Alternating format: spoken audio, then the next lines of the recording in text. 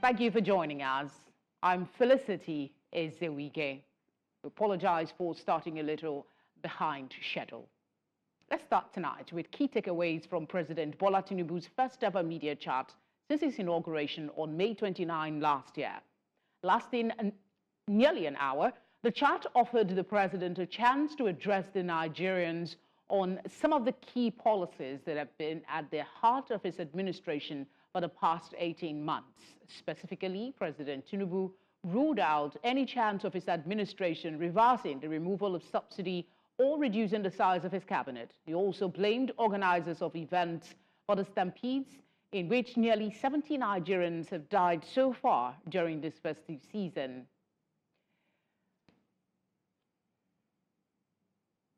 All right, we'll try and get some analysts to talk to us on this and give us some perspective for those that might have missed the interview. Let's head now to the oil sector, where we understand that the Nigerian National Petroleum Company Limited has reduced the pump price of petrol at its retail outlets in Abuja to 965 naira per litre, down from the previous price of 1,030 naira per litre. News Central's correspondent Joshua Imaraye visited several NNPCL retail outlets in the nation's capital, Abuja, and filed in this report. Of the Federal Capital Territory, the reduction in the pump price of premium motor spirit, commonly known as petrol, comes as a welcome news. During a visit to one of the retail outlets of the Nigerian National Petroleum Company Limited, the President expressed delight, saying that the lower price will help them save more money and ease their financial burden. Well, it's a good development because it shows that our government, they are working. They are doing something, at least, to ameliorate the suffering of the masses. We are hoping for better things to come. That is fine. I think it's a step forward, though at a slow pace. Yes. They will trust God and we believe that we will see more of it. It has great effect on my budget. At least things to be cheaper in the market now. Things are very expensive. So when there's reducing price, things will get better. And people will reduce their price, transportation costs will be cheaper. So people will reduce their prices of goods. But with high costs on fuel price, transportation is very high, so people will increase their prices. While some Nigerians have welcomed the recent reduction in the price of premium motor spirits, others say to whom much is given, much is expected, as other Nigerians are expecting a more reduction in the price of petrol across filling stations in Nigeria. You know, we masses, we are the one facing it. You understand? It's not touching the big men. Even fuel per litre is 10,000 naira. Is not touching them. Because if you look at like me in my working place, how much be my salary? As Nigerians share mixed reactions over the new price of petrol, some believe that stabilizing the price will greatly benefit citizens in the long run. In Abuja for News Central, I am Joshua Imaraye. Meanwhile, the Independent Petroleum Marketers Association of Nigeria says petrol prices will drop to 935 naira per litre starting today, following new measures by Dangote Refinery. The reduction comes after Dangote slashed its ex-depot price by 7.27%, lowering the cost from 970 naira to 899 naira 50 kobo per litre. National president of the association praised the refinery for the move, highlighting its introduction of credit terms for marketers. The price cut aims to stabilize fuel costs and ensure uniform pricing nationwide. This development is expected to bring relief to consumers as the new pricing structure takes effect. Earlier, IPMAN Publicity Secretary Ukadike Chinedu spoke to News Central on this move by the Independent Petroleum Marketers Association of Nigeria. That Nigerians are looking, forward to see that petroleum products will go down in terms of the export price.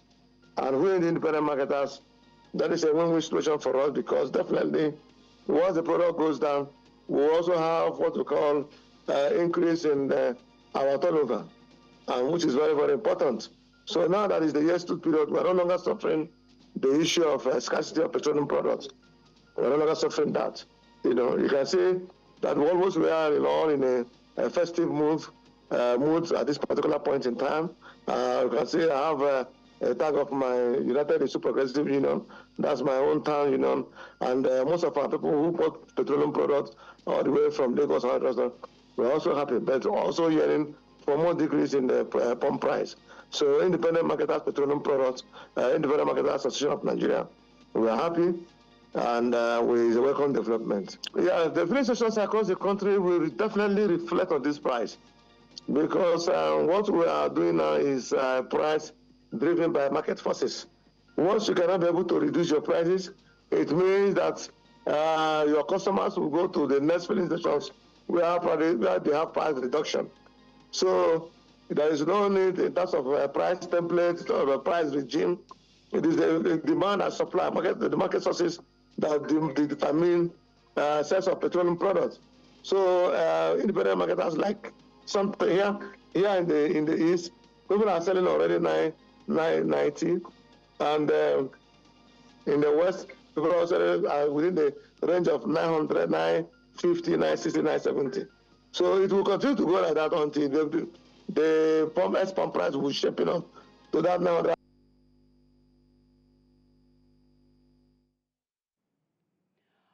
All right, let's go back to our first story tonight, and that's the maiden presidential chat by President Bola Tinubu. I'll take a snippet from it, and we'll be right back to get some perspective from a lawyer and public affairs analyst.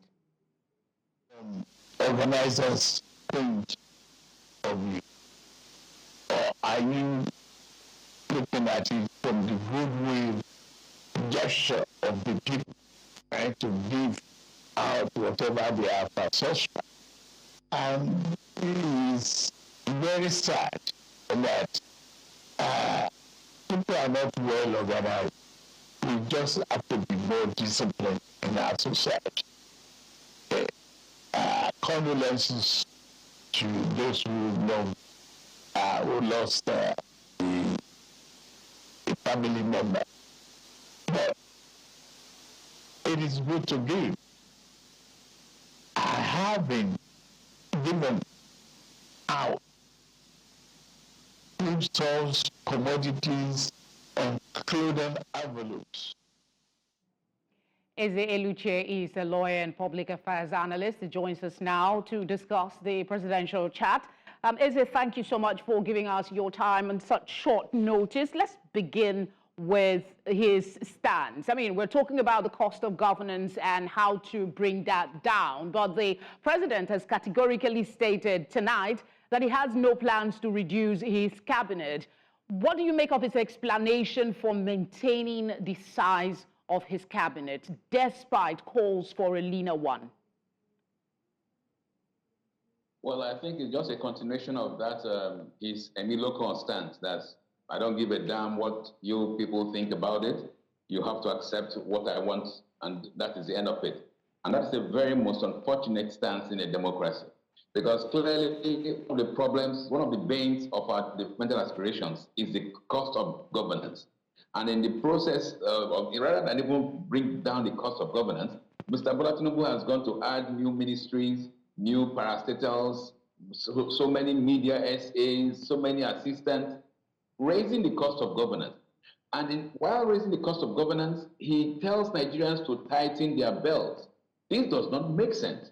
The purpose of a leader is to lead by example, because what he's just doing is telling us he is a ruler, not a leader. Because a leader will start and set the example for the population, for the people to follow. But in this case, he's telling us he does not give a damn what we think about cost of governance. All over the world, even in the incoming American administration, if you recollect, Elon Musk is charged with reducing the cost of governance. So why the president of Nigeria has said point blank.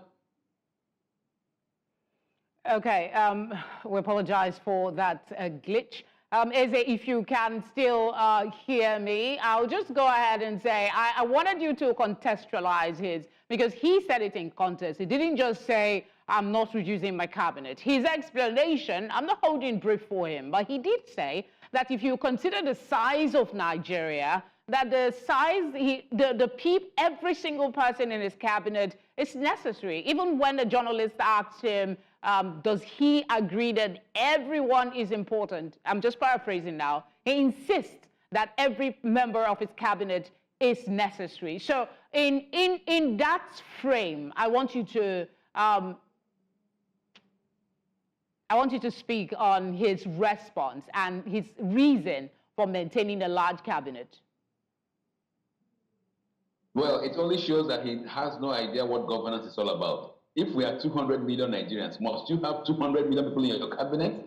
The American government is the American population is higher than that of Nigeria by almost 50%, and they have less than 10 cabinet ministers. So the excuse he's giving is preposterous, it's ridiculous.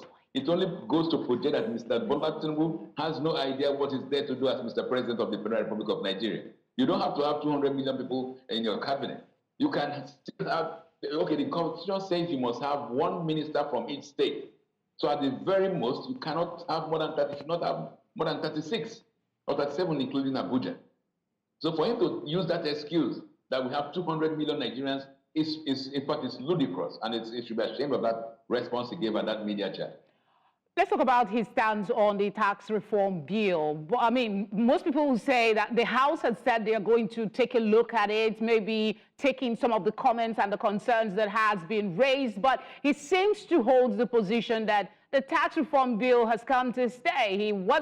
His countenance did not embrace any sort of consideration for the concerns that are being raised. I don't know what you think about that. Now, that will be a litmus test to know whether we have a democracy or not. Because you cannot just sit down in Aso Rock and say it must be that way. It doesn't work that way in a democracy. If the National Assembly says no, it is no. So for goodness sake, when one looks at Mr. Bola Tinubu's antecedents from Lagos, those who know his role as a governor of Lagos know the role of Alpha Beta, which is reportedly linked to him, and all the tax reforms. So such a man who set that example of Alpha Beta in Lagos cannot be allowed to pocket Nigeria in the same way. Listen to the voice of Nigerians, listen to the views of Nigerians. You cannot just say, okay, everything must be based on a place of consumption, which is what the basics of the tax reforms is all about. That the VAT should be paid based on, should be allocated based on place of consumption. For goodness sake, what happens to the place of origin of the wealth of Nigeria? To the Niger Delta area, to the oil-producing mineral areas, which are still living in abject poverty. You don't just reform your taxes to better the lot of Lagos and Abuja or Kano, and then you forget Oloibiri, you forget Buguma, you forget Tombia, you forget the oil mineral producing areas under the issue of tax reforms. Now, this is an opportunity for Nigerians to let Mr. Tinubu know if we're actually practicing a democracy or a dictatorship. We will know who will own this country at the end of the day. But I assure him, if Nigerians is having a democracy, he must revisit the issue of tax reforms. He must factor in the views of the National Assembly. And then if there is dissenting voices, he must reform the tax reforms to ensure that the views of the majority of Nigerians are factored in and not just his own views simply. You obviously watched that interview, so I want you to speak on his response to the question about fighting corruption. He was asked if it was part of his agenda, his explanation, the analysis he gave. He talked about the loan for students. He talked about some of the things he was doing. I want your answer to his response to the fight against corruption. Well, I mean, his response was very clear. He doesn't bother about the fight against corruption. Rather, he's talking about addressing some issues, some palliatives, some student loans. Is that corruption? When you go ahead without appropriation, without a budgetary appropriation, you go ahead and give a contract of 15 trillion naira for the so-called coastal road. That is corruption. When you go ahead and purchase an aircraft for president without budgetary, without NAS appropriation, that is corruption. The EFCC is not addressing the fundamentals of corruption. Rather, the EFCC keeps on going after youths who are using computers or laptops or whatever. The basic corruption, we see it on the street, we see it in governance, and there is no effort to confront it. Rather, Mr. President Bola Tinubu had the temerity to tell Nigerians that by giving student loans is addressing corruption. No, sir, he's not addressing corruption. Corruption is staring us in the face with the kind of people we see in governance. When we realize that those who now join the APC get almost a blanket check to do whatsoever, they are no longer corrupt because they have joined the ruling party. That is corruption. So by his answer, Bola Tinubu told us effectively he's not interested in fighting corruption. Eze, thank you very much for speaking with us. I wish we had more time. Thank you, though. If you've just joined us, you're watching Tonight. A reminder of our top stories. President Tinubu holds first ever sit-down with journalists since inauguration. Federal government says it has totally eliminated the violent Lakurawa terrorist sect from Nigeria. NNPCL stations drop petrol price to 965 naira in Abuja. And Mozambique's Constitutional Council proclaims Daniel Chapo president in disputed halls. Glad you're still with us. Let's tell you now that the federal government has announced that Nigeria is now free of the Lakurawa terrorist sect following a decisive military campaign that forced the group back into Mali. The declaration was made by the Minister of State for Defense, Bello Matawale, during a press briefing in Gusau, Zamfara State. Speaking to journalists, Matawale emphasized that the group, which originated in Mali, no longer poses a threat on Nigerian soil. He credited the success to the Nigerian military's robust offensive, which dismantled the group's networks and denied them any foothold in the country. His announcement counters recent reports by Zamfara State Commissioner of Police, Mohammed Shehu Dalijan, who had linked the Lakurawa group to a series of explosive attacks in the region.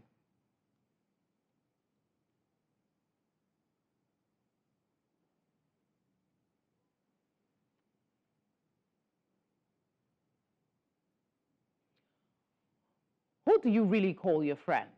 That's a question that stands out prominently in this next report by my colleague, Austin Azu. It is a report of how a young man in Delta State masterminded the kidnap of his own friend, collected a ransom of 30 million naira from the victim's family, beheaded the victim, and took his head to a shrine for rituals. Viewer discretion is highly recommended as the report contains gory images.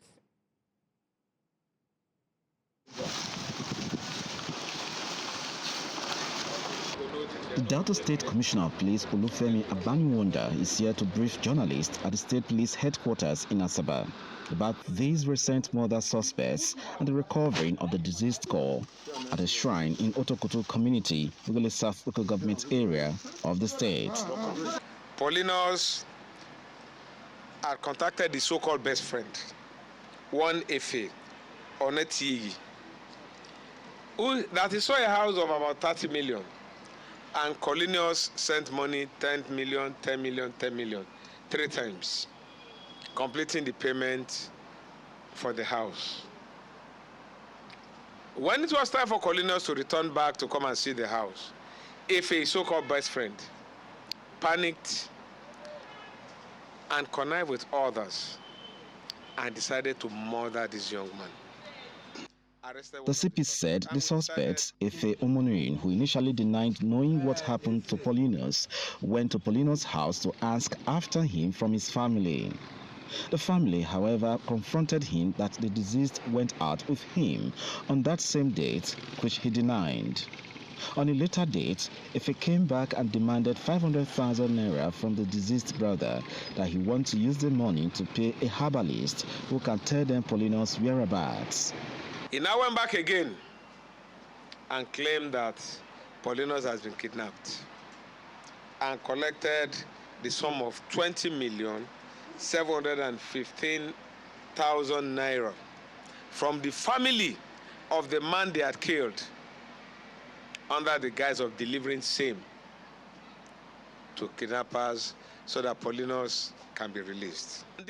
CP Abaniwonda also told journalists how Efe, the prime suspect, brought Paulinus to a river in Otokoto, beheaded him alive, threw his body into the river, buried his skull in the shrine in the same Otokoto community. The CP further stated that the DPO IPMAN police station led police operatives to the shrine in Otokutu, where the skull of Paulinus was exhumed and recovered. If it's just 30 years, if at 30 you can commit murder and still go back carelessly to the family and still collect additional 20,715,000, having initially defrauded the slain person of the sum of 30 million. It is rather unfortunate. This bucket is not just an emptied bucket. The CP has told journalists that this bucket contains the head of the slain Paulinus, who was beheaded by one of the chief priests in Otokutu community. What is our society turning into that human lives has no value anymore? Let's hear from the suspects involved in this heinous crime. I've told them before to kill him before, yes. It is because of that upstairs. I don't know how to explain for it, because it was greed. Out of greed, yes. The victim's elder brother says the family missed their brother and wants justice to be served. Yes, we are looking for him over 3 months now. He needs justice from the government.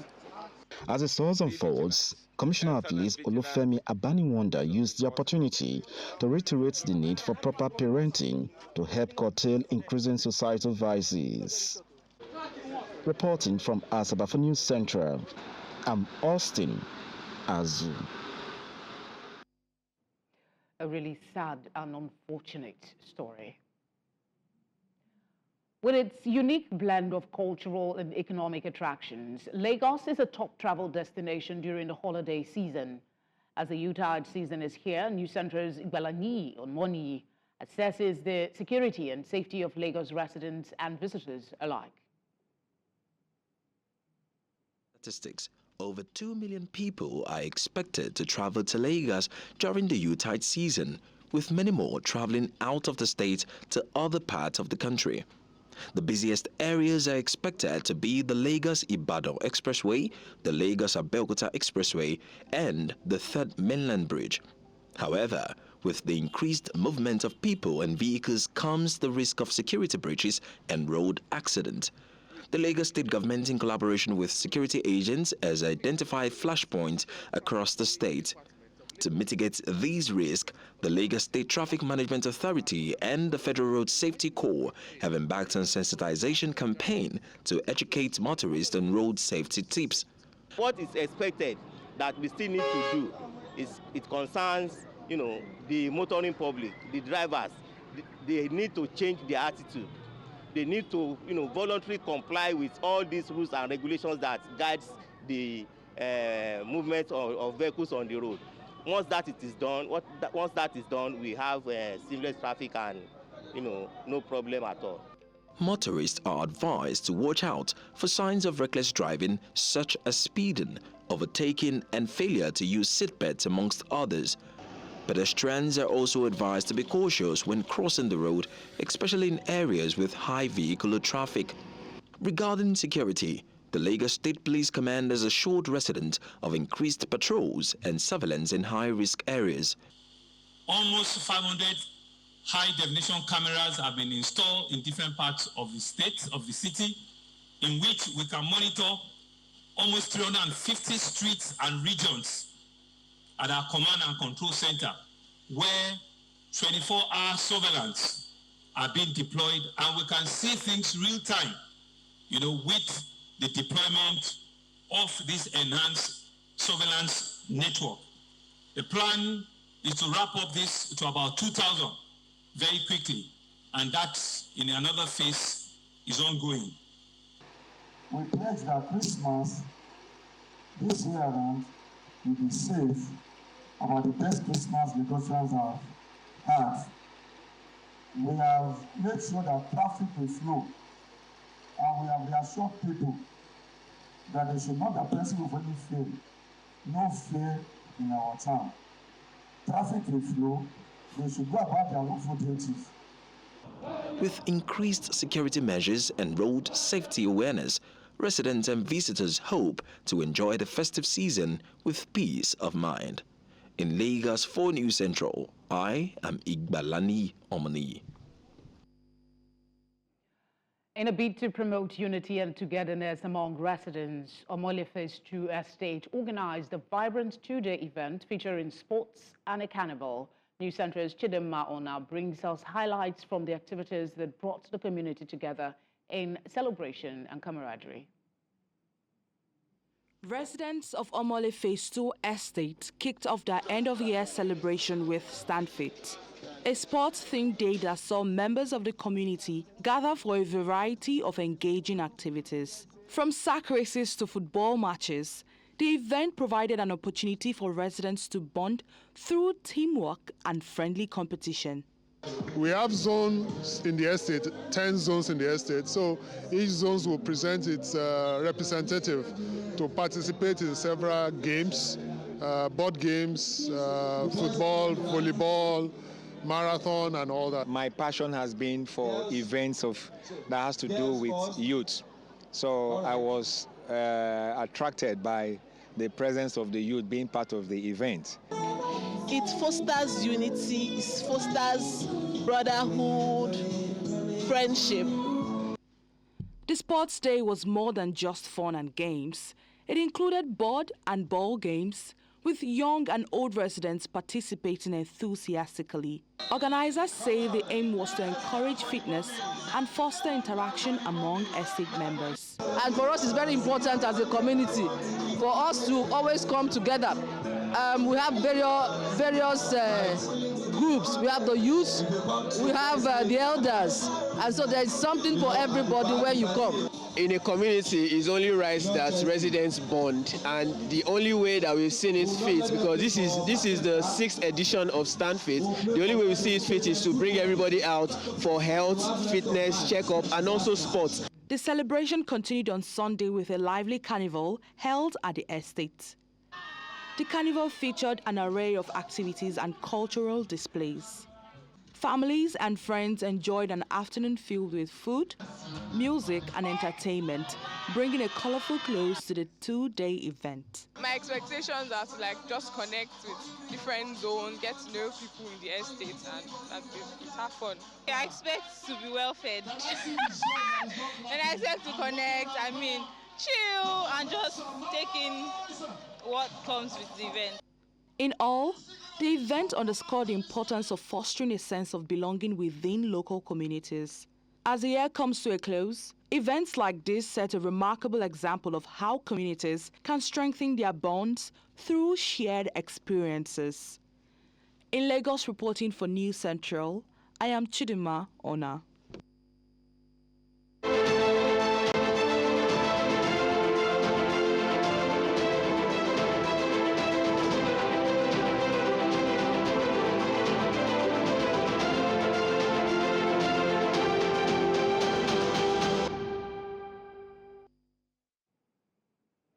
2024 could be described as a momentous one, and as the year draws to a close, Nigeria stands at a critical juncture, reflecting on progress made and challenges that stare the country in the face. News Central will be bringing you a series of reports on Nigeria's key sectors, from the economy to judiciary, healthcare, education and energy, among others, offering an in-depth insight and analysis of the major trends, achievements and obstacles that have defined the year. Tonight, we begin with the economy, which, amid global headwinds, continues to demonstrate resilience and, at the same time, complexities that Nigerians hope will be resolved in 2025 and beyond. News Centre's business team lead, Nasir Agbalaya, compiled this report, taking a look at the realities in terms of the economic, fiscal policies and access to capital in 2024. Africa's most populous nation has been grappling with economic challenges of late. Factors like rising inflation, currency devaluation, and security challenges continue to hinder the economy. Raise the MPR by 25 basis points to 27.50% from 27.25%. Our issue is not just about just trying to arrest inflation by hiking MPR, because beyond corruption, we also have a lot of mismanagement in the system. One thing is to be saving money, another thing is, on the other hand, wasting money in the name of mismanagement. In terms of access to capital, the Central Bank of Nigeria has taken steps to improve liquidity in the financial system. The bank has kept the cash reserve ratio unchanged after its last MPC meeting of 2024 and the 9th for this year. Primarily, it was largely driven by how much stability we are able to maintain in the exchange rate. That is what will be the key driver of inflation and pressure. That's what will attract foreign direct investment. That's what will attract foreign portfolio investment. That's what will create stability in the economy. President Tinubu had promised 200 billion naira to support SMEs, which we have not been able to independently verify if disbursement has started. However, despite these efforts, access to capital remains a challenge for many businesses, particularly the small and medium-sized enterprises. The high interest rates and stringent collateral requirements from commercial banks have made it difficult for many businesses to access credit. Very heavily impacted, very negatively impacted.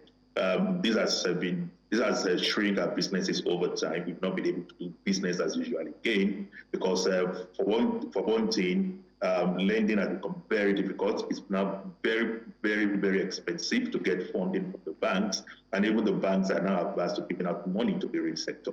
Although many pledges have been made to Nigeria, sustainable growth is expected from the energy sector. I think the thing to realize is that these things take time. So what we've seen is some of the IOCs have exited or are exiting, not exiting totally, but are exiting some of the assets they've held fully or partially, and they're handing over the operatorship of those assets to Nigerians.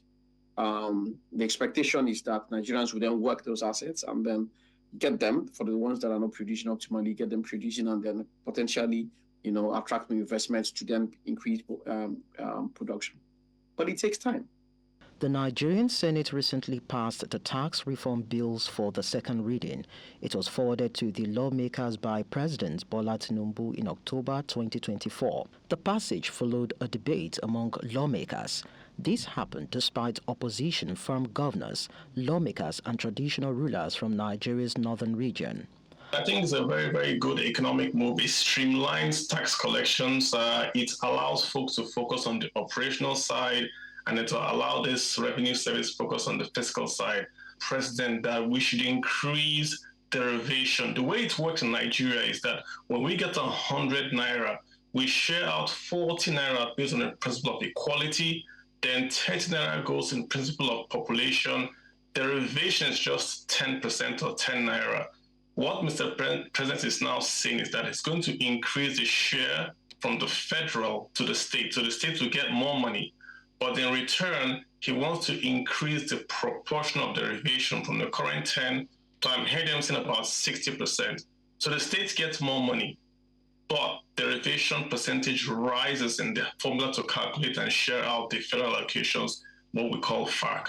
So I think the governors, or the North in quote, is basically worried that their current revenues is going to go down because it's going to be based on derivation and not on land mass and equality.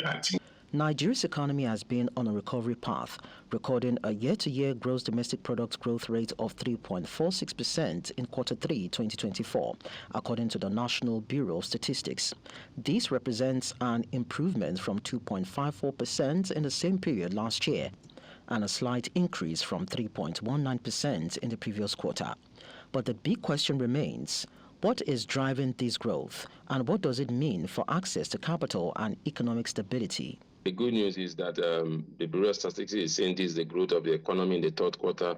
IMF is saying almost the same thing. So it's somehow good for us. I mean, it's either we exceed it based on our own MBS data, or we keep it at that based on the World Bank IMF data. In conclusion, while Nigeria's economic growth has shown some positive signs in 2024, the country still faces significant challenges, including high inflation and limited access to capital. The government must continue to work to address these challenges and create a more favorable business environment. We're now joined by Segun Sopiton, Principal Partner, Woodridge and Scott Consulting. Thank you very much for giving us your time. How will you rate the current administration's economic policies and its impact on Nigeria's GDP growth rate in the past year? Well, I mean, thanks for having me. The policies in terms of impact on the GDP would appear to have been successful to a certain degree if you're just looking at the macroeconomic indicators alone. So GDP is expected to close the year at about 3.1%, having done 3.56 in the third quarter, which is not good enough, but it's some progress. However, you can't look at economic performance just from the perspective of the numbers alone. You've got to look at the impact of those numbers on the people, and you have to bring in some other social indicators to assess, how impactful the growth that we're seeing in the GDP has been. And it's not good news at all. Poverty has increased. Disposable income has shrunk significantly, and people are generally hungrier, as we've seen from some of the events that has happened in the last week across the country with stampedes around food distribution and all of that. So economic performance, the trajectory appears to be upwards, but that's mitigated or tempered by the harsh realities that the people themselves seem to be going through. The CBN is trying a number of policies, and the goal is to stabilize the economy. How effective do you think these have been? Well, I mean, the CBN's primary mandate is monetary policy management, which you could, break into price stability, which is inflation, and foreign exchange management, foreign exchange policy or foreign exchange management policies, and then the financial system's stability. The financial system, to a very large extent, they've done a good job. However, when you look at inflation and you look at the exchange rates, this current CBN governor came on board in September. Inflation rate was at 24%, thereabouts 24.7. It's grown 10%. That's 1,000 basis points in that period, in spite of the continued increases in the monetary policy rate. So you can argue that the policies of the CBN with regards to targeting inflation has not worked. And the reason for that is not far-fetched. What's driving the inflation is not only money supply. It's not just demand pull. It's cost push. It's the fact that there are a lot of other policies that are driving prices through the roof, especially the devaluation of the exchange rate and the removal of subsidies. So those two things have driven inflation to the point where the NPR, continued hikes in NPR have just not worked. And then when you look at the exchange rate management, the insistence of the central bank governor, in particular, on the willing buyer, willing seller price discovery philosophy has not worked. We've seen a depreciation in the value of the naira from around 900 naira just in December 2023, to 1,500 if you're looking at the official exchange rates today. And that kind of depreciation is just simply not good enough. There is no stability in that. Ability to plan for businesses over the medium term is very significantly hampered. So the CBN has not really achieved the kind of stability that the governor would like us to believe they have. We've still got a very, very long way to go, and the CBN has got to be bolder and braver with the ability to intervene in the market as required than what they're currently doing. Segun, thank you as always for speaking with us. We appreciate the insight.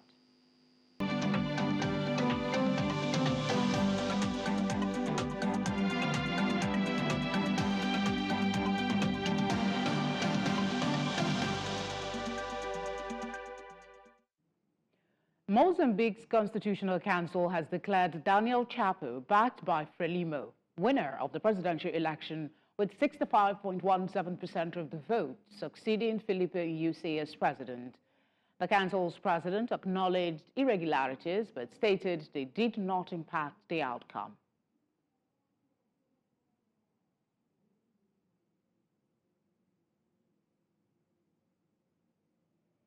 Up next is business news. In business, rigging in Nigeria. Nigeria's rubber imports have surged by 106% over the past decade, hitting 1.3 trillion naira in 2023 from 631.1 billion naira in 2013. This was stated by the National Bureau of Statistics. Shrinking local production, aging plantations, and underinvestment have been identified as key factors. Despite an over 90% naira devaluation, experts stress the issue stems more from production gaps than forex constraints. Nigeria, once a rubber export giant, now cultivates only 200,000 hectares of its 18 million hectares of suitable land, underscoring the sector's decline amid competition from crude oil. Still in Nigeria, the country ranked 19th globally for malware attacks in November 2024, down from 14th in August, with its normalized cyber risk index improving from 61.9% to 56.9%, according to Checkpoint. However, Africa remains a prime target, with 7 nations in the top 20. Key threats like Androx Ghost exploit critical infrastructure, while mobile malware such as Joker and Anubis remain pervasive. Analysts emphasized the need for robust cybersecurity measures to counter evolving threats. Education and research were the most targeted global industries, highlighting vulnerabilities in critical sectors. Improved defenses mark progress, but risks persist amid rising malware sophistication. And still in West Africa, Ghana's inflation rate is forecast to decline further in 2025, averaging 11.9%. Deloitte reveals in its 2025 outlook. This marks progress from 2024's average of 22.85% and 2023's 40.28%. A stable cedi and easing food prices are expected to drive disinflation. However, election spending and potential tax hikes could dampen progress, with businesses likely passing higher costs to consumers. Deloitte suggests lower inflation could reduce borrowing costs, spurring private sector growth. While still above the Bank of Ghana's target range of 8% plus or minus 2%, the trend signals economic stabilization and potential for broader recovery. And finally, in Southern Africa, South Africa has retained its preferential U.S. market access under the African Growth and Opportunity Act, AGOA, for 2025, despite geopolitical tensions. The U.S. Trade Representative confirmed the decision after reviewing eligibility. South Africa's deepening ties with China, neutrality on Russia's invasion of Ukraine, and criticism of Israel had raised concerns among U.S. lawmakers. The U.S. remains South Africa's second largest trade partner, making the AGOA extension crucial for its fragile economy. With AGOA set to expire in 2025, an extension bill is under consideration. That's our offering on business news at this time. Thank you for watching. I am Petrol Fasami Peter. The news continues shortly.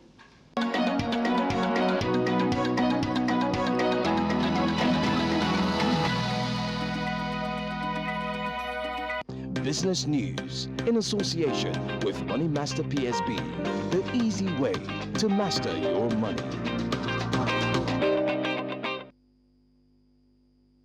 News is next. Sports update brought to you by Corn Oil. Corn Oil, we go the extra mile. And in sport, following the conclusion of the second Daniel Ford Early Table Tennis Championships, action shifts to the Early Chris Table Tennis Cup on Christmas Eve at the Molade Okoya Thomas Hall at the Testing Balogun Stadium. The tournament, which is organized by the Lagos State Table Tennis Association and sponsored by the Babatunde Abayomi Adejobi Foundation, aims to discover new talent and empower the less privileged in the society.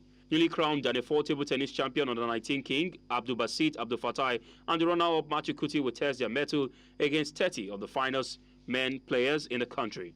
The women's category equally promises to be explosive. And out of football, Akwa United secured a vital 2-0 victory over Atlant FC in a thrilling match day 18 clash of the Nigeria Premier Football League. Akwa United dominated proceedings at the Gospel Akpabio Stadium in Uyo, with Endurance Egbedebiri converting a 30-minute penalty to give the hosts the lead. Heartland struggled to find their rhythm, and Akwa United capitalized further in the second half when Chidoke Alaikwe doubled the advantage in the 68th minute, heading home David Phillips' perfectly delivered corner kick. The win leaves Akwa United to 17th on the log with 19 points, reigniting their survival hopes in the league. Still talking football, Africa Cup of Nations hosts Morocco and title holders the Ivory Coast are likely to be among the top seeds when the draw for the 2025 tournament is made in Rabat on the 27th of January. CAF have used the FIFA rankings to seed nations for AFCON and World Cup draws and are likely to use the December 2024 listings, as the next rankings will only be published on the 3rd of April. The 24 participants will be divided into 6 4-team groups with winners and runners-up from each plus the best 4 third-place side qualifying for the knockout phase.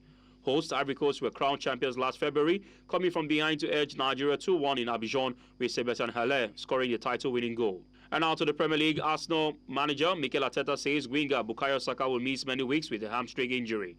The England attacker was forced off during Saturday's 5-1 win against Crystal Palace and left Selhurst Park on crutches. 23-year-old Saka has scored 9 goals and provided 13 assists across 24 games in all competitions this season. Arteta revealed that Saka was gutted and really emotional after discovering the severity of his injury. Arsenal next face Ipswich at the Emirates Stadium in the league on the 27th of December. And to wrap up sports update, World Governing Body FIFA has adapted its transfer regulations on an interim basis after the recent Lassana Diarra legal ruling, but accepts it could be open to immediate challenge. FIFA has been forced to change its rules following a European Court of Justice ruling around Diarra's claim that its regulations restricted its freedom of movement.